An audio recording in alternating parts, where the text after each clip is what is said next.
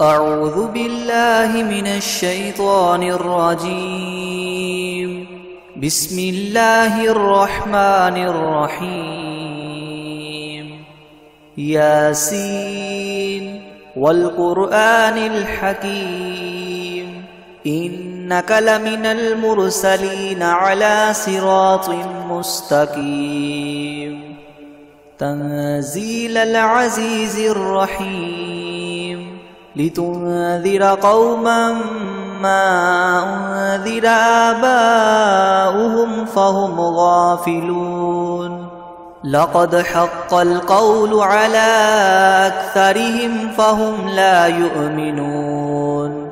إنا جعلنا في أعناقهم مغلالا فهي إلى الأذقان فهم مقمحون. وجعلنا من بين أيديهم سدا ومن خلفهم سدا فأغشيناهم فهم لا يبصرون. وسواء عليهم أأنذرتهم أم لم تنذرهم لا يؤمنون. إنما تنذر من اتبع الذكر وخشي الرحمن بالغيب فبشره بمغفرة وأجر كريم. إنا نحن نحيي الموتى ونكتب ما قدموا وآثارهم وكل شيء أحصيناه في إمام مبين.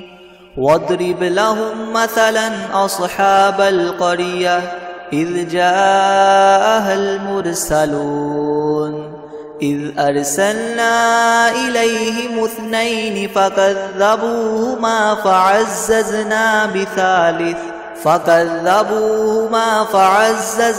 بثالث فقالوا إنا إليكم مرسلون. قالوا ما أنتم إلا بشر مثلنا وما أنزل الرحمن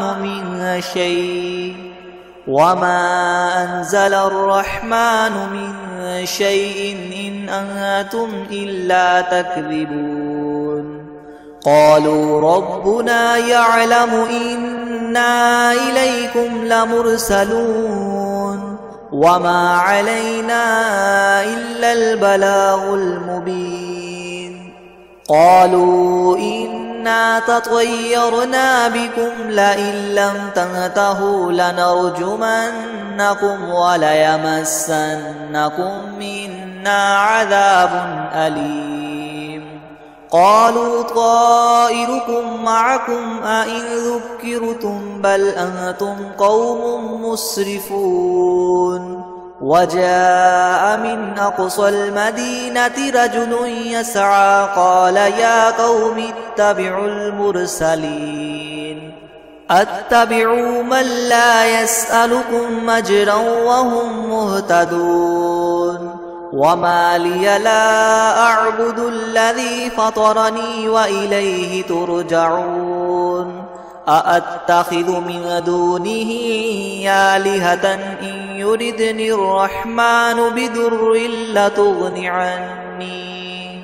بضر لتغن عني شفاعتهم شيئا ولا ينقذون.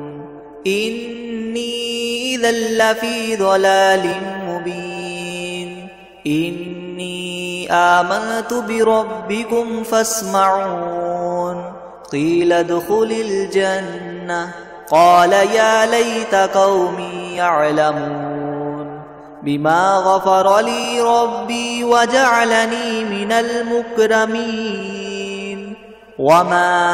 أنزلنا على قومه من بعده من جند من السماء وما كنا منزلين. إن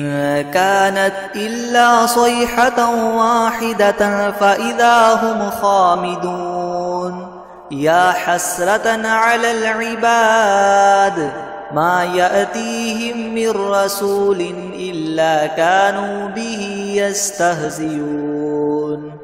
ألم يروا كم أهلكنا قبلهم من القرون أنهم إليهم لا يرجعون وإن كل لما جميع لدينا محضرون وآية لهم الأرض الميتة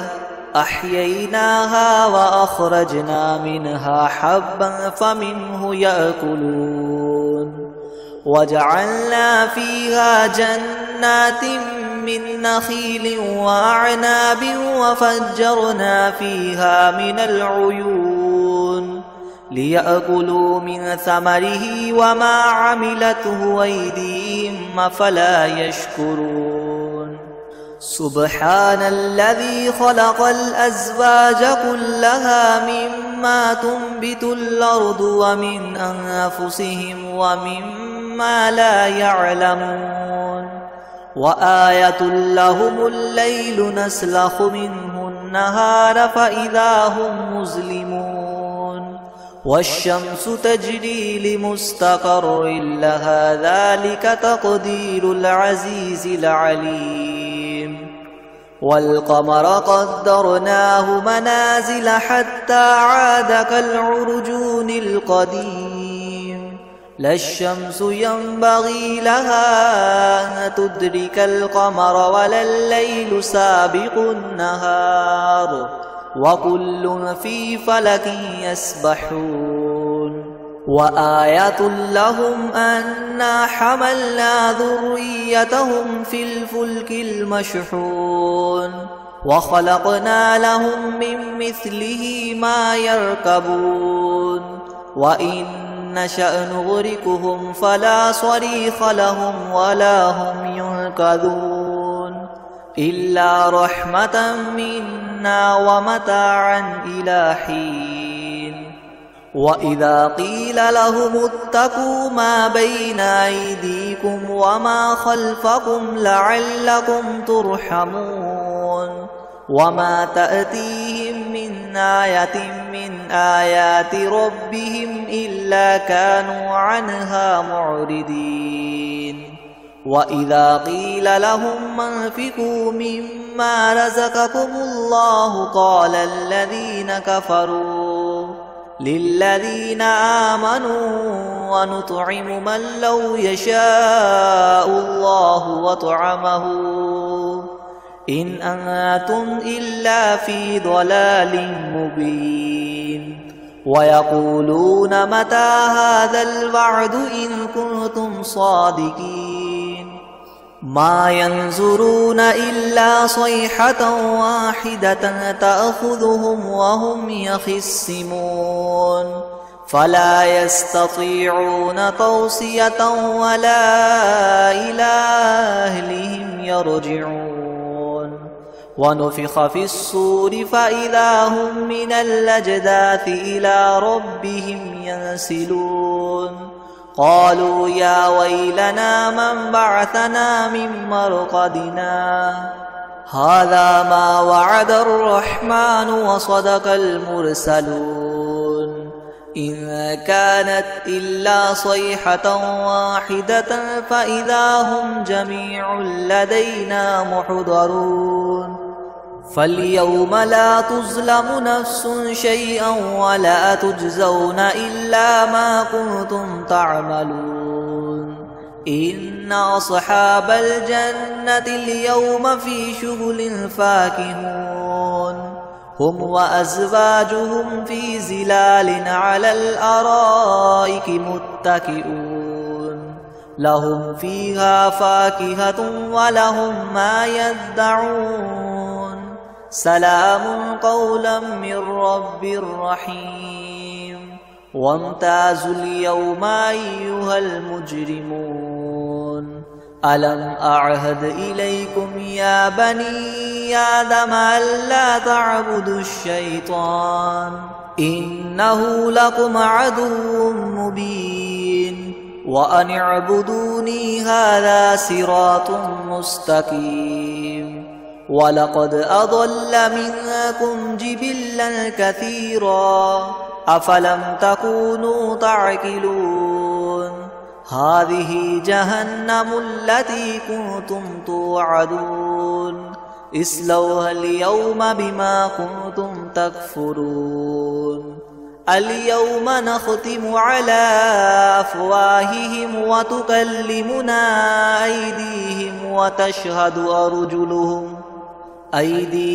وتشهد أرجلهم بما كانوا يكسبون ولو نشاء لطمسنا على أعينهم فاستبقوا الصراط فأنى يبصرون ولو نشاء لمسخناهم على مكانتهم فما استطاعوا مضيا ولا يرجعون ومن نعمره ننكسه في الخلق أفلا يعقلون وما علمناه الشعر وما ينبغي له إن هو إلا ذكر وقرآن مبين لينذر من كان حيا ويحق القول على الكافرين أولم يروا أنا خلقنا لهم مما عملت أيدينا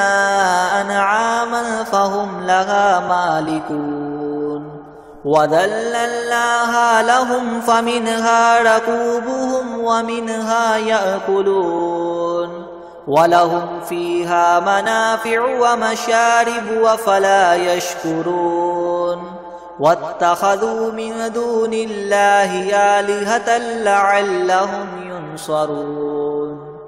لا يستطيعون نصرهم وهم لهم جند محضرون فلا يحزنك قولهم إنا نعلم ما يسرون وما يعلنون أولم ير الإنسان أنا خلقناه من نطفة فإذا هو خصيم مبين وضرب لنا مثلا ونسي خلقه قال من يحيي العظام وهي رميم قل يحييها الذي ينشأها أول مرة وهو بكل خلق عليم الذي جعل لكم من الشجر الأخضر نارا فإذا أنتم منه توقدون أوليس الذي خلق السماوات والأرض بقادر على أن يخلق مثلهم بلى وهو الخلاق العليم إنما أمره إذا أراد شيئا أن يقول له كن فيكون فسبحان الذي بيده ملكوت كل شيء وإليه ترجعون الرحمن علم القرآن خلق الإنسان علمه البيان الشمس والقمر بحسبان والنجم والشجر يسجدان والسماء رفعها ووضع الميزان ألا تطغوا في الميزان وأقيموا الوزن بالقسط ولا تخسروا الميزان والأرض وضعها للأنام فيها فاكهة والنخل ذات الأكمام والحب ذو العصف والريحان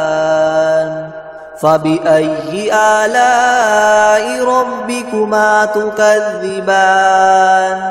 خلق الإنسان من صلصال كالفخار وخلق الجان من مارج من نار فبأي آلاء ربكما تكذبان رب المشرقين ورب المغربين فبأي آلاء ربكما تكذبان مرج البحرين يلتقيان بينهما برزخ لا يبغيان فبأي آلاء ربكما تكذبان يخرج منهما اللؤلؤ والمرجان فبأي آلاء ربكما تكذبان وله الجوار المنشآت في البحر كالأعلام فبأي آلاء ربكما تكذبان كل من عليها فان ويبقى وجه ربك ذو الجلال والإكرام فبأي آلاء ربكما تكذبان يسأله من في السماوات والأرض كل يوم هو في شأن فبأي آلاء ربكما تكذبان سنفرغ لكم أيها الثقلان فبأي آلاء ربكما تكذبان يا معشر الجن والإنس إن استطعتم أن تنفذوا من أقطار السماوات والأرض فانفذوا لا تنفذون إلا بسلطان فبأي آلاء ربكما تكذبان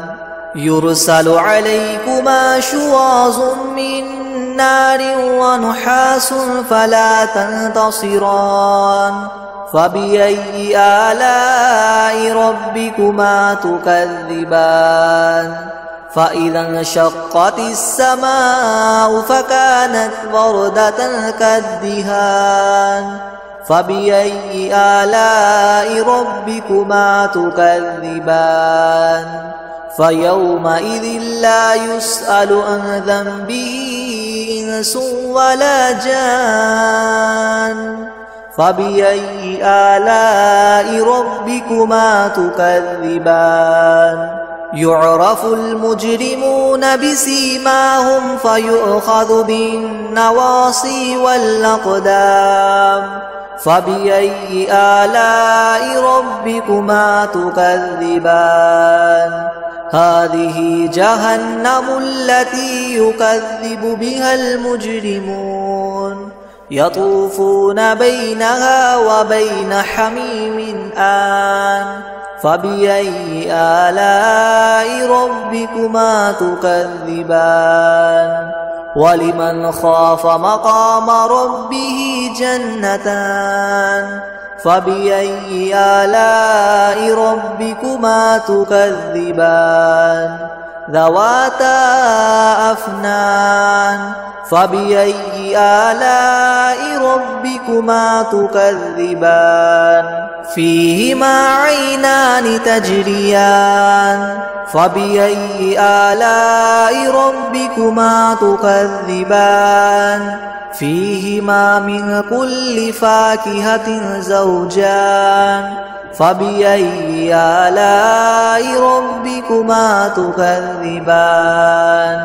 متكئين على فرش بطائنها من استبرق وجنى الجنتين دان فبأي آلاء ربكما تكذبان فيهن قاصرات الطرف لم يطمثهن إنس قبلهم ولا جان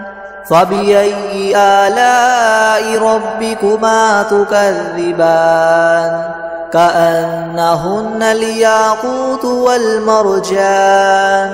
فبأي آلاء ربكما تكذبان هل جزاء الإحسان إلا الإحسان فبأي آلاء ربكما تكذبان ومن دونهما جنتان فبأي آلاء ربكما تكذبان مدهامتان فبأي آلاء ربكما تكذبان فيهما عينان نضاختان فبأي آلاء ربكما تكذبان فيهما فاكهة ونخل ورمان فبأي آلاء ربكما تكذبان فيهن خيرات حسان فبأي آلاء ربكما تكذبان حور مقصورات في الخيام فبأي آلاء ربكما تكذبان لم يطمثهن إنس قبلهم ولا جان فبأي آلاء ربكما تكذبان متكئين على رفرف خضر وعبقري حسان فبأي آلاء ربكما تكذبان تبارك اسم ربك ذي الجلال والإكرام بسم الله الرحمن الرحيم ياسين والقرآن الحكيم إنك لمن المرسلين على صراط مستقيم تنزيل العزيز الرحيم لتنذر قوما ما أنذر آباؤهم فهم غافلون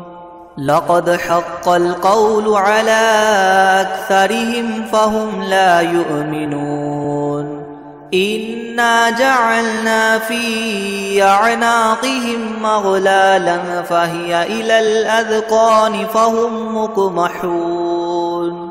وجعلنا من بين أيديهم سدا ومن خلفهم سدا فأغشيناهم فهم لا يبصرون وسواء عليهم أأنذرتهم أم لم تنذرهم لا يؤمنون إنما تنذر من اتبع الذكر وخشي الرحمن بالغيب فبشره بمغفرة وأجر كريم إنا نحن نحيي الموتى ونكتب ما قدموا وآثارهم وكل شيء أحصيناه في إمام مبين واضرب لهم مثلا أصحاب القرية إذ جاءها المرسلون إذ أرسلنا إليهم اثنين فكذبوهما فعززنا بثالث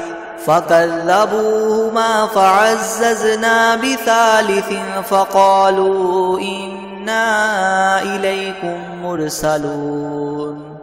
قالوا ما أنتم إلا بشر مثلنا وما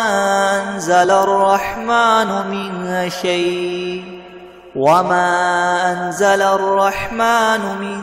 شيء إن أنتم إلا تكذبون قالوا ربنا يعلم إنا إليكم لمرسلون وما علينا إلا البلاغ المبين قالوا إنا تطيرنا بكم لئن لم تنتهوا لنرجمنكم وليمسنكم منا عذاب أليم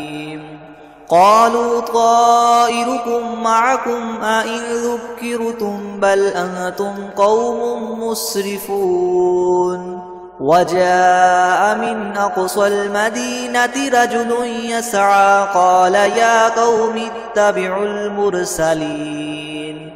اتبعوا من لا يسألكم أجرا وهم مهتدون وما لي لا أعبد الذي فطرني وإليه ترجعون أأتخذ من دونه آلهة إن يردني الرحمن بدر لتغن عني شفاعتهم شيئا ولا ينقذون إني إذا لفي ضلال مبين إني آمنت بربكم فاسمعون قيل ادخل الجنة قال يا ليت قومي يعلمون بما غفر لي ربي وجعلني من المكرمين وما أنزلنا على قومه من بعده من جند من السماء وما كنا منزلين إن كانت إلا صيحة واحدة فإذا هم خامدون يا حسرة على العباد ما يأتيهم من رسول إلا كانوا به يستهزئون ألم يروا كم أهلكنا قبلهم من القرون أنهم إليهم لا يرجعون وإن كل لما جميع لدينا محضرون وآية لهم الأرض الميتة أحييناها وأخرجنا منها حبا فمنه يأكلون وجعلنا فيها جنات من نخيل وأعناب وفجرنا فيها من العيون ليأكلوا من ثمره وما عملته أيديهم أفلا يشكرون سبحان الذي خلق الأزواج كلها مما تنبت الأرض ومن أنفسهم ومما لا يعلمون وآية لهم الليل نسلخ منه النهار فإذا هم مظلمون والشمس تجري لمستقر لها ذلك تقدير العزيز العليم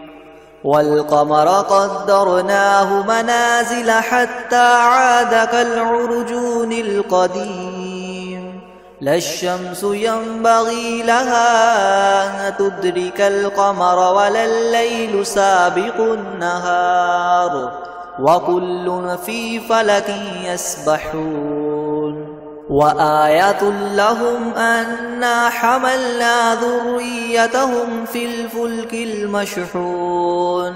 وخلقنا لهم من مثله ما يركبون وإن نشأ نغرقهم فلا صريخ لهم ولا هم ينقذون إلا رحمة منا ومتاعا إلى حين وإذا قيل لهم اتقوا ما بين أيديكم وما خلفكم لعلكم ترحمون وما تأتيهم من آية من آيات ربهم إلا كانوا عنها معرضين وإذا قيل لهم انفقوا مما رزقكم الله قال الذين كفروا للذين آمنوا ونطعم من لو يشاء الله وطعمه إن أنتم إلا في ضلال مبين ويقولون متى هذا الوعد إن كنتم صادقين ما ينظرون إلا صيحة واحدة تأخذهم وهم يخصمون فلا يستطيعون توصية ولا إلى أهلهم يرجعون ونفخ في الصور فإذا هم من الأجداث إلى ربهم ينسلون قالوا يا ويلنا من بعثنا من مرقدنا هذا ما وعد الرحمن وصدق المرسلون إن كانت إلا صيحة واحدة فإذا هم جميع لدينا محضرون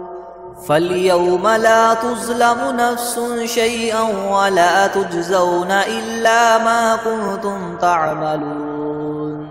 إن أصحاب الجنة اليوم في شغل فاكهون هم وأزواجهم في ظلال على الأرائك متكئون لهم فيها فاكهة ولهم ما يدعون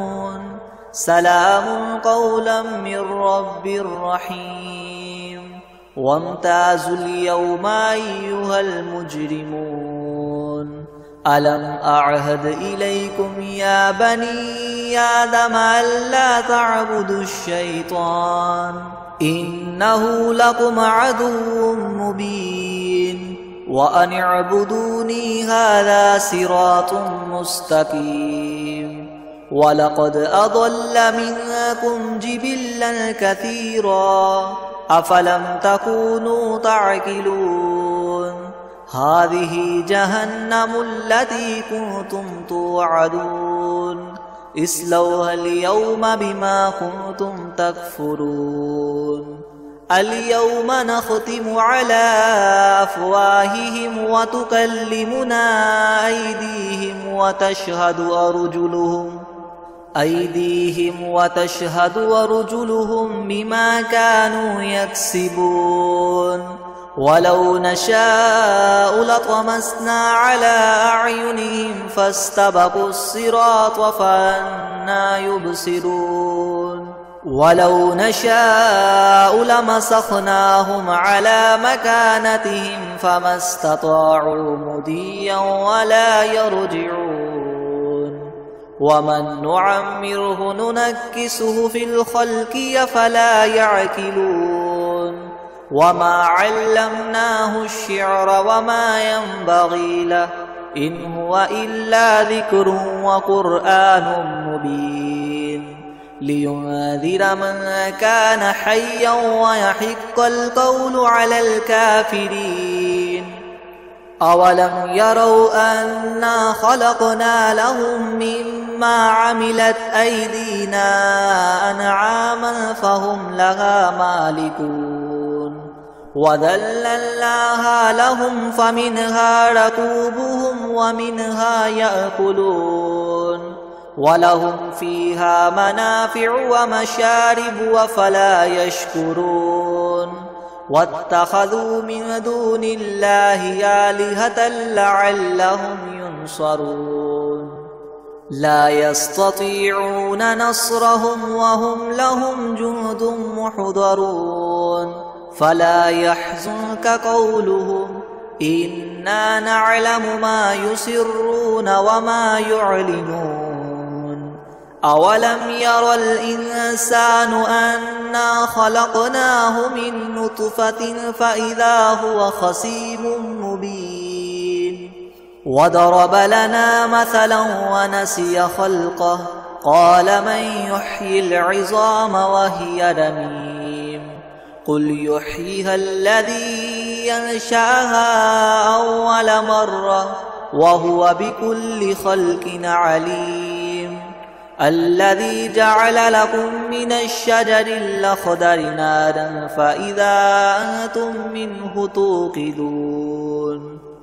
أوليس الذي خلق السماوات والأرض بقادر على أن يخلق مثلهم بلى وهو الخلاق العليم إنما أمره إذا أراد شيئا أن يقول له كن فيكون فسبحان الذي بيده ملكوت كل شيء وإليه ترجعون الرحمن علم القرآن خلق الإنسان علمه البيان الشمس والقمر بحسبان والنجم والشجر يسجدان والسماء رفعها ووضع الميزان ألا تطغوا في الميزان وأقيموا الوزن بالقسط ولا تخسروا الميزان والأرض وضعها للأنام فيها فاكهة والنخل ذات الأكمام والحب ذو العصف والريحان فبأي آلاء ربكما تكذبان خلق الإنسان من صلصال كالفخار وخلق الجان من مارج من نار فبأي آلاء ربكما تكذبان رب المشرقين ورب المغربين فبأي آلاء ربكما تكذبان مرج البحرين يلتقيان بينهما برزخ لا يبغيان فبأي آلاء ربكما تكذبان يخرج منهما اللؤلؤ والمرجان فبأي آلاء ربكما تكذبان وله الجوار المنشآت في البحر كالأعلام فبأي آلاء ربكما تكذبان كل من عليها فان ويبقى وجه ربك ذو الجلال والإكرام فبأي آلاء ربكما تكذبان يسأله من في السماوات والأرض كل يوم هو في شأن فبأي آلاء ربكما تكذبان سنفرغ لكم أيها الثقلان فبأي آلاء ربكما تكذبان يا معشر الجن والإنس إن استطعتم أن تنفذوا من أقطار السماوات والأرض فانفذوا لا تنفذون إلا بسلطان فبأي آلاء ربكما تكذبان يرسل عليكما شواظ من نار ونحاس فلا تنتصران فبأي آلاء ربكما تكذبان فإذا انشقت السماء فكانت وردة كالدهان فبأي آلاء ربكما تكذبان فيومئذ لا يسأل عن ذنبه إنس ولا جان فبأي آلاء ربكما تكذبان يعرف المجرمون بسيماهم فيؤخذ بالنواصي والأقدام فبأي آلاء ربكما تكذبان هذه جهنم التي يكذب بها المجرمون يطوفون بينها وبين حميم آن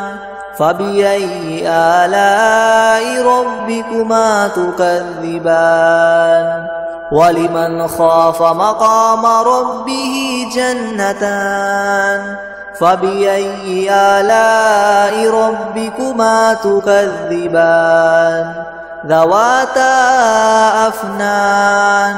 فبأي آلاء ربكما تكذبان فيهما عينان تجريان فبأي آلاء ربكما تكذبان فيهما من كل فاكهة زوجان فبأي آلاء ربكما تكذبان متكئين على فرش بطائنها من استبرق وجنى الجنتين دان فبأي آلاء ربكما تكذبان فيهن قاصرات الطرف لم يطمثهن إنس قبلهم ولا جان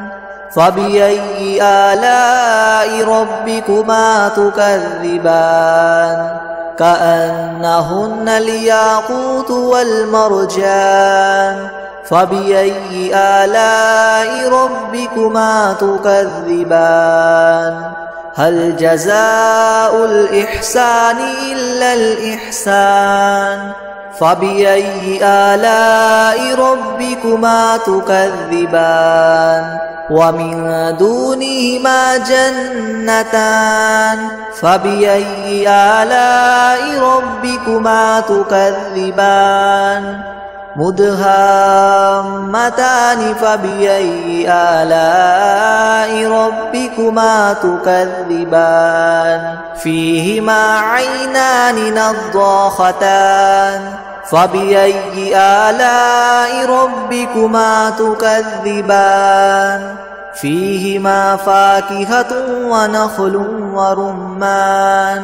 فبأي آلاء ربكما تكذبان فيهن خيرات حسان فبأي آلاء ربكما تكذبان حور مقصورات في الخيام فبأي آلاء ربكما تكذبان لم يطمثهن إنس قبلهم ولا جان فبأي آلاء ربكما تكذبان متكئين على رفرف خضر وعبقري حسان فبأي آلاء ربكما تكذبان تبارك اسم ربك ذي الجلال والإكرام